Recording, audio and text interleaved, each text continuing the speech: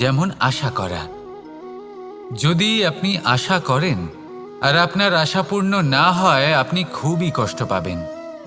এবার আপনি যদি প্রতীক্ষা করেন, করতেই থাকেন, আর সেই ব্যক্তি যদি না আসে, তাহলেও খুব কষ্ট পাবেন। আর হলো তুলনা। আপনি যদি তুলনা করতে যান, তাহলে এটাই ভাববেন যে হয় আমি বা অন্য কোনো ব্যক্তি, এই দুজনের মধ্যে কোনো এক ব্যক্তি নিকৃষ্ট। আর এই ভাবনাটাই হলো অনুচিত।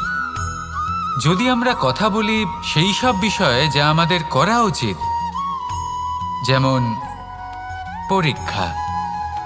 এই পরীক্ষা সবসময় আমাদের আরো সফল করে তোলে, আরো শ্রেষ্ঠ করে তোলে, আরো উৎকৃষ্ট করে তোলে। আসন্ন মহাসংগ্রামের জন্য আমাদের প্রস্তুত করে তোলে এই পরীক্ষা। তাই এই পরীক্ষার থেকে কখনোই পালাবেন না, এর সম্মুখীন হন।